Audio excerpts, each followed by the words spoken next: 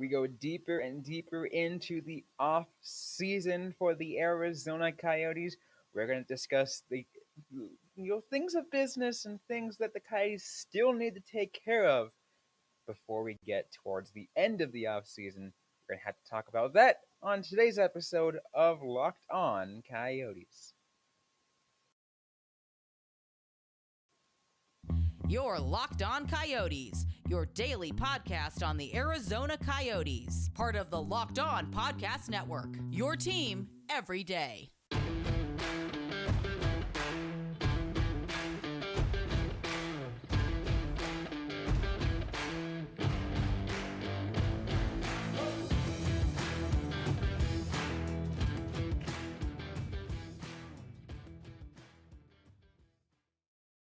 Welcome to the show, everybody. This is Locked On Coyotes.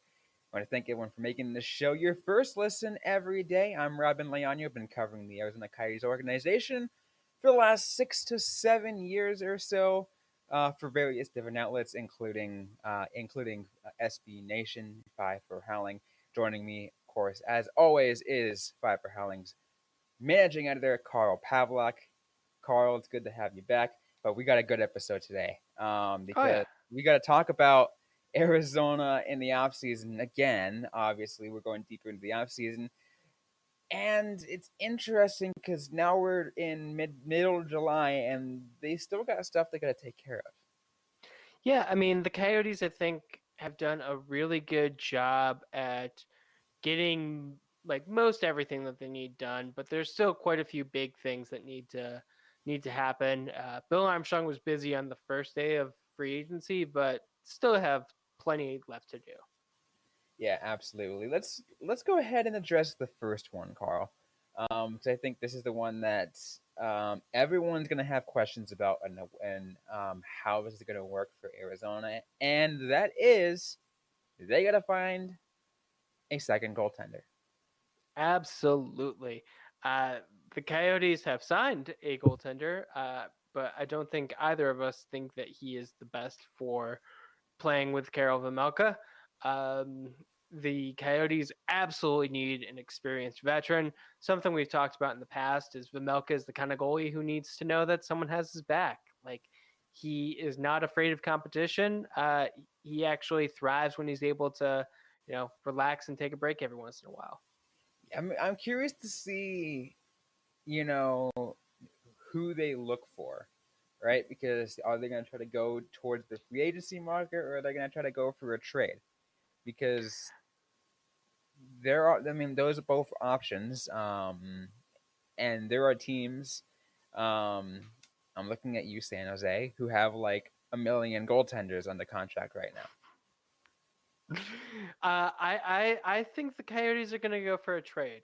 One, it makes more sense with Bill Armstrong's desire to collect assets and use his cap space as a weapon. So taking on a goalie, good move. And two, I think like Karel Vejmelka played extremely well under Scott Wedgwood, like kind of an older player who, has been around quite a bit. And that seems like something you kind of are going to find in, with another team. Like, I'm thinking like a grizzled veteran who's seen his stuff and, can take on like a 40-game split schedule. Absolutely. Plus, I tried looking down the list of free agent goaltenders. And let's just say, Carl, there is only like really one that is of a notable name. Yeah. And that's Braden Holtby. Which I do not think Holtby is going to be. No. I mean, yeah, if you want to know how just kind of bonkers the goalie free agency market is, Toronto seemed to decide that Matt Murray was a good way for them to solve their problems in net as they prepare for what seems like a cup run. That is not something that you should be expecting Matt Murray to deliver at this point in his career. Absolutely. And I want to go back. So the idea of trading, because you said that's kind of the thing that the San Jose Sharks, I mean, that the Coyotes are trying or that fit with Bill Armstrong, and the reason why I said San Jose Sharks because they're the team that I mentioned earlier, right? Because they're a team that Yeah. has a million goaltenders on the contract. I'm looking at their cap friendly right now, which is kind of why my brain went there. And they currently have they have under their NHL roster part 3 goalies, and then under non-roster 4. So they have Okay. 7 goalies total under contract. There are 3 NHL level goalies, or Kaapo Kakkonen, who just signed, I believe signed further with San Jose, so he's like their guy. And Yeah. your other 2 are James Reimer and Aiden Hill, who was part of the Coyotes organization only, a little more than a year ago. Yeah. That kind of leaves and Aiden Hill. I don't think he wants to come back to Tucson. No, Do and, they? and there's no like guarantee that he would be with the Coyotes. Uh, James Reimer seems like a good fit for Arizona in general. How much is he getting paid right now? Right now, he's got a 1 year left of a $2.25 million contract. Hmm. See, if he was overpaid more, like I could see the Coyotes being all over this deal, but that's pretty reasonable. I don't think they're gonna get paid to take him off their hands unless San Jose like is really committed to an Aiden Hill backup this next season. Um, I think that's definitely a possibility. San Jose, they got a lot of goalies, so the Coyotes need one, and like of those three, I would say the Coyotes would could do worse than James Reimer. I mean, he's got a decent proven track record. He's a veteran, right? He's Yeah, 34 years old, so he definitely fits that veteran status, like what they did previously. What the Coyotes did previously when they had like Carter Hutton to start off with. And how old is Scott Wedgwood? Um, uh, he's 29, so a little bit younger on that, but still counts as an NHL veteran.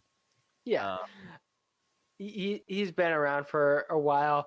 I was just gonna say like I think all of the goaltenders we're talking about are younger than me, so it's weird to hear them being referred to as veterans. Like, but there's not too many goalies who are climbing like in their even like mid 30s. It seems like it's like a lot of like younger guys in their late 20s and a lot of guys in their 40s.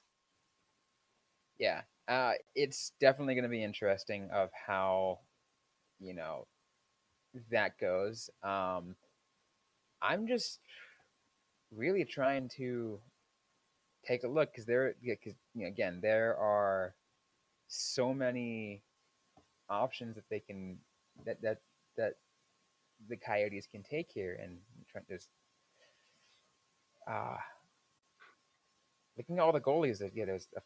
There's too many, right? There's too many to decide, but yes, James Reimer is a potential option. Yeah, Maybe we can talk to Locked On Sharks about it. and I definitely imagine it'll be something like that. It'll be a team looking to get rid of a goalie.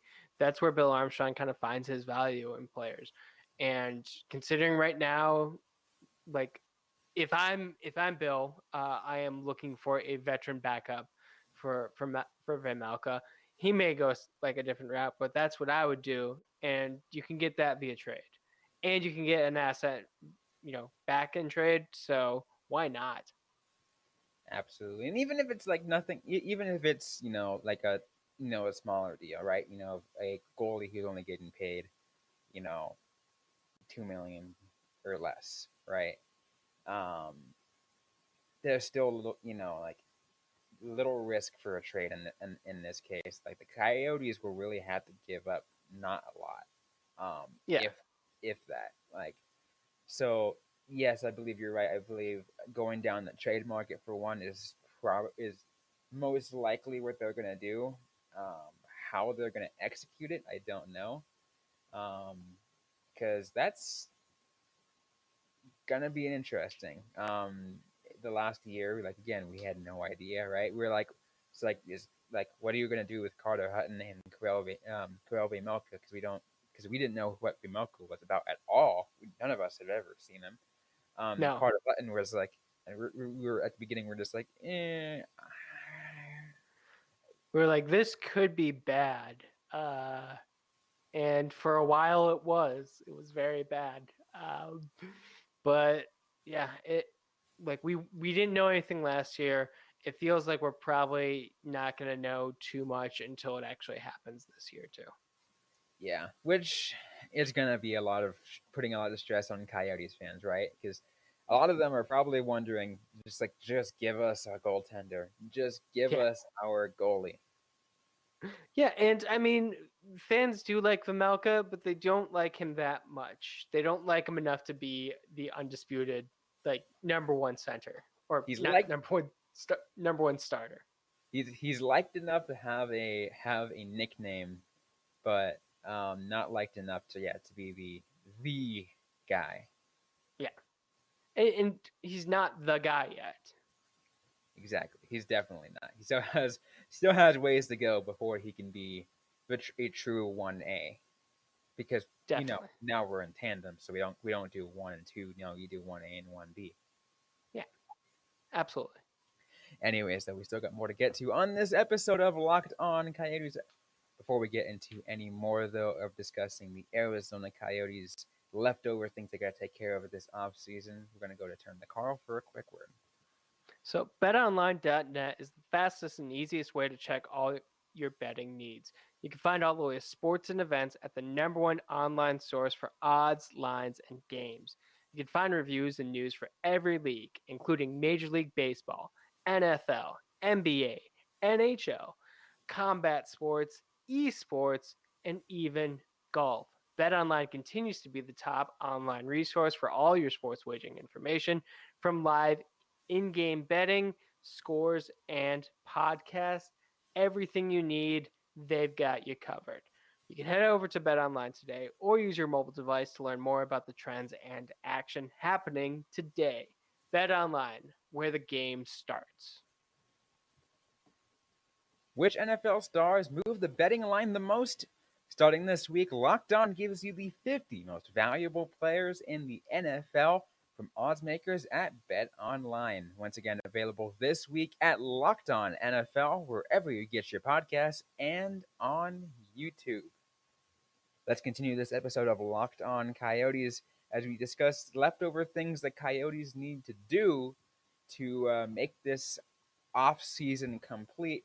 And Carl, I think another thing that they had to take care of is not really in a signing set away. And I think this is going to be something that's going to be hashed out during, like more probably during training camp, is how and we discussed this too earlier that last week, but how you're going to take care of defensemen.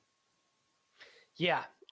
Looking at the Coyotes blue line, they have a lot of players, and a lot of them are question marks. I'm not sure who is going to be playing for the Coyotes and who is going to be playing for the Roadrunners. It's something that doesn't need to be decided now, but it's gonna be, it's gotta be on Bear's mind. Absolutely. It does look like, because before it said, I believe it said 10 under defense, and now it says 9. Yeah. Oh, because it's send Soderstrom down, or on cap friendly at least. Looks like Sostrom is down on cap friendly, although it should be noted the 9 that I'm looking at does not include Connor Timmins, who is currently on LTIR. That But there, yeah. But he yeah, should be back, I think, to start. oh, you're hoping he's back. Also speaking of which, if I'm not sure if you saw it or not, Timmins and like a representative of Timmins put out a statement regarding whether or not he was involved in the 2018 Hockey Canada thing, and the claim is he didn't. Obviously, we don't know. I don't know, but The claim is he didn't get involved. Yeah, his representative, I think it was up to 9 players who have said, like, I was not involved. I am willing to cooperate in the investigation, which is good. We want everyone to cooperate in that and hopefully fix some of the real issues that are happening in hockey. It's unfortunate that Timmins is involved in that, but it is good that he is cooperating, as far as we know right now. And I'm sure we'll learn more information as the report comes out. Absolutely, and that'll probably be a conversation for later. But I had to bring it up since it came up earlier this week, and you mentioned Yeah. Timmins. And I wanted to say it before I forgot. But yes, you're right. So he would be that 10th defenseman, and and that brings a decision of how are you going to work with that, and again your Mayo, Mosier, and like your Koryachonic or whatever, they're probably going to go down, right? Like Yeah. I can definitely, just because they won't have to clear waivers, like, it makes sense to send Mosier and Kolyachonok down. Do you keep Mayo up or do you keep Deneen? Um, because I think Mayo definitely had more games last season. He got played more. yeah. Cam Deneen definitely was less than that. Unless I have that reversed in my head, I do not believe I do. Yeah, Mayo 67 games with the Coyotes last year. Yeah, maybe you can have yeah. So yeah, I would say have Cam Deneen down to kind of help complete the Roadrunners. Mayo and then Mayo can be that number 7 D man in this scenario. Yeah. Which, yeah, that gets you to 7. A big thing with Deneen is he is going to have to clear waivers, so the team could risk losing him for nothing. But he's also signed to a league minimum deal, so And let's also not forget there is another thing too that you have to decide is what you're going to do with the PTO guy, and Grigory Dronov, because he's also a left shot defenseman. That is listed there too. Like, what do you do with him? yeah. I don't know. So many players who are PTOs don't even make it to the league. Um, he could make it. He could get sent on waivers down to the AHL. I'm not entirely sure kind of why they signed him, what specifically they saw. So it's difficult to say. I mean, he is waivers exempt, so that means that like they can sign him and send him straight down to Tucson and be like, "We'll have you ready whenever." Um, Yeah. I mean, if you look, the Coyotes definitely need to continue to fill out the Tucson Roadrunners. Like, they only have 4 defensemen right now, so they better be getting some reinforcements. They only have 10 forwards, and I do think that some of the signings that we're seeing are going to be, like, hopefully to bolster the team's AHL affiliate. and I'd be careful about saying they have 10 forwards because technically that's just non-roster for the Coyotes because Connor Geeky is not going to Tucson. Neither is Dylan Gunther. Um, Yeah, they have other players on there who are under contract with the Roadrunners and not with uh, the Coyotes, yes. not with the Coyotes. But that counts too. I mean, like for example, you're going to see some of the players from the Coyotes going to be sent down. Like Michael Carcone is still up, but he might get pushed back down to start the season again. I think the team's going to keep Carcone around. Cool. Yeah, but there's other ones. So like Sure. if they wanted On to just worry about the waiver waiver eligibilities, you see like McBain, Smith, and Kellman are all like waivers exempt. So you can decide off of those as well to kind of help fill the roster. Yeah. Kelman, he was an interesting signing. I I could potentially see him going down to the Roadrunners. I don't know. I feel like Smith and McBain played well enough at the end of last season. I don't know if you send them down. Um, they seem to really have the pace of the NHL game. McBain is certainly trying to make it work, and I believe. Oh, let me check to see if Smith was at the training camp. Sorry. Yep, Smith was also at the prospect development camp. So they had good last seasons. They're putting in the work this off season. Like, do you really need to send them down? Especially to like play like Christian Fischer over them. I'm not Yeah, sure. true. It's gonna be interesting. Now that you mention it, because I looked at them and they're listed as centers, obviously. Yeah, Um, and it made me think about the Coyote center depth and how you're going to kind of work that out. This year, obviously, it's not much of an issue, but in a few years down the road, you're going to have to figure things out, right? Because when you know when Logan Cooley eventually comes and a few other things, you got to decide how that's going to work out, right? Um, but I'm only imagining this because this seems awesome. If you have like, let's say 1, 2, 3, 4 C, right?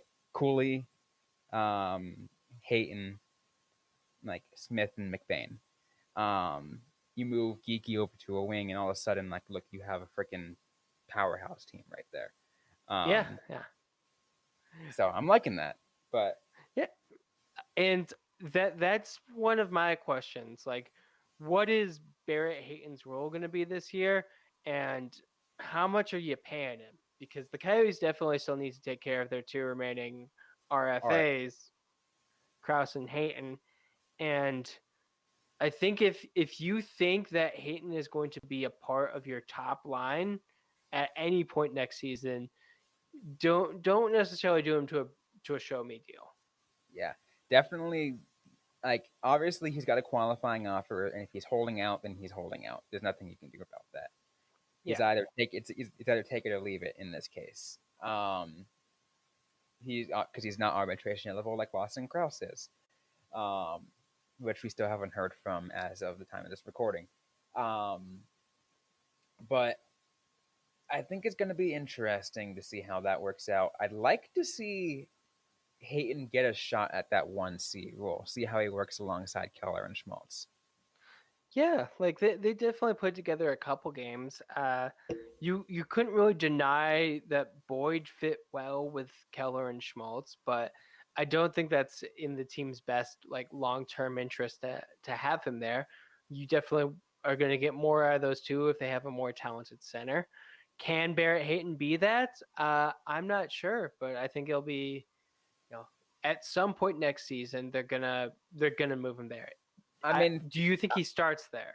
Is my question to you. I don't know, because I think theoretically too, you have to decide like if you're going to commit to having Hayton as an eventual number 1C, or you're going to be like hoping Logan Cooley turns out to be that guy, Yeah.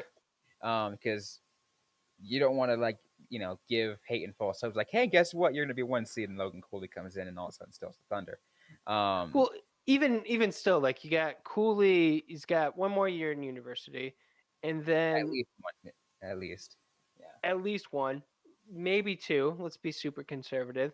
And then you're not gonna just throw him to the Wolves and have him be number 1C right away. Give him like 2 more years. That that's 4 years of Barrett Hayton kind of like stepping in there. That's fair. That's fair. Yeah, I can definitely see that as the case. But it's going to be interesting, right? Because that's like like the Coyotes are in a unique situation with center now, right? Because they have to figure that out. They have to. Although I do think that Hayton should find who he works best alongside. Like let's say like either as 1 or 2C is who are his best line mates. Yeah, Because you want to figure out what works best for him to make sure that he is put the best of his capability to be a top 6 center. yeah. It's like of the players on the team, I think Barrett Hayton is the one who you are gonna focus a lot of your developmental energy around this upcoming season. Followed I would say, closely by McBain and Smith, and if he ends up, Victor Soderstrom, because we weren't even able to really talk about whether or not he should be there. I think just for like cap reasons, we're like, he's probably going to be in the AHL. But yeah, that's kind of where the development side of the team should be focused on this upcoming year. Yeah, and I think again, this is the good thing about Arizona, right? Is that the fact that they don't have to worry about um, development because like they have the team, they have the skeleton of most of a team put in place, so that the players who need to develop can. Um, Yeah. and obviously, uh, with the case of Victor Soderstrom, is you're hoping in about like at least a year or two that he's ready to make the jump to the NHL, like full time. I mean, Um, he didn't look horrible at the end of last year, so I'm kind of hoping a season at most. I hope he's like a midseason call up. Heaven forbid, no one injured. Knocking on wood. But if someone's traded, like at the deadline, I would like to see Soderstrom get a chance. yeah, and that's definitely an option. I definitely think that we will definitely see something like that. I think Soderstrom is definitely that guy, and I just want to see him develop because you know you just want to you just hope that a draft you just want to see a draft pick actually pan out. And obviously it wasn't a Bill Armstrong draft pick, but still, like you still want Yeah, to see him pan out. he is. How, would you? He's kind of like the last He's the final last of, piece of yeah, the Cheka era. yep. Although I would have to look back through his draft class and see who else the Coyotes have. See if they're slowly making their way in. But He he was drafted in the 2019. 2019. Right. Yeah, so he definitely would be the last of that Oh, era. in the third round, John Farinacci, Matthias Michelli, So those guys uh, are Farinacci still in NCAA. So Akurati. okay, Just saw him. so the 2019 draft class still has some good stuff. Yeah, he is definitely not the last gasp of the John Chayka era because he's probably the one who's most likely to be a star. But there's some names on there that are still with the team. Absolutely. Last thing I kind of want to pivot back to really briefly before we close things off.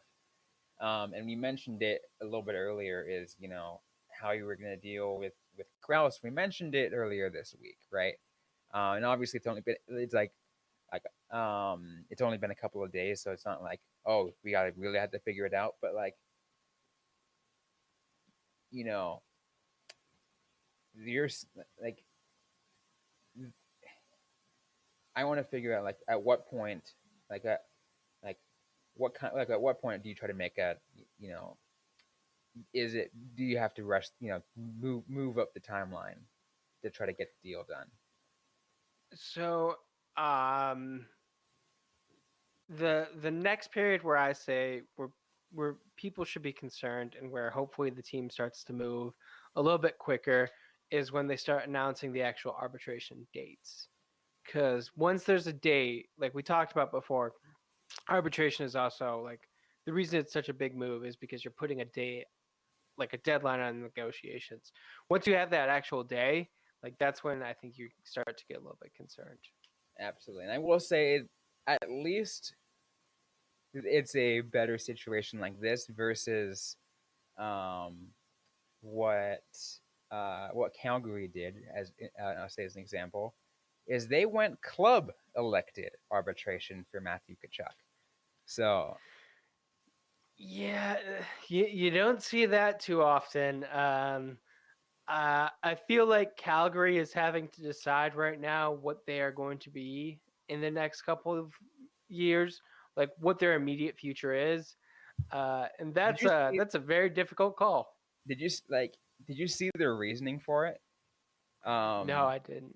so it said their reasoning for it is to, I think it was essentially to kind of to protect, um, his they protect the negotiation rights with them, and that he doesn't get offer sheeted. I never thought I would live to see the day when a team was afraid of an offer sheet. That is glorious. I mean, because like we were thinking about the offer sheet era like a couple years ago, and it was like, are we finally gonna see it? Are we finally gonna see it? And then like last year, we finally did. We're like, oh shoot. Um, Yeah, it's just I guess it's more of a concern. If Calgary is needing to make that move, it's a you know we're not a Calgary podcast, so we're not going to yeah, do that. But I made it clear in the last time we talked about arbitration. I don't think it's good for your long term prospects of being with your player. absolutely. Any final thoughts before we close things off? Uh, yeah, it's Coyotes still have a lot to do. There is still a lot that we will hopefully be hearing in the next couple of days because, you know, we're gonna hopefully see moving on something like a goaltender. Absolutely. We're hoping to find to hear as much news as we can. Anyways, though, we're out of time for this episode of Locked On Coyotes. If you like what you heard, don't forget to leave a review. To like, comment, subscribe if you have yet to already. We're available everywhere you get your podcast: Apple, Google, Spotify, and also on YouTube. Don't forget to interact with us on social media. We're on Facebook, facebook.com/locked on coyotes, on Instagram at locked on coyotes, and at Twitter at LO_coyotes. I am personally at Robyn _Leano, Robyn with the Y _LEANO. Carl Pavlock is Carl Pavlock FFH. Interact with us, ask a question you might have, we might answer right back, or on a future episode of the Locked On Coyotes podcast. Thanks again, everyone, for tuning in to today's episode. I hope you guys are staying safe out there. I hope you guys are staying healthy. And don't forget to howl on.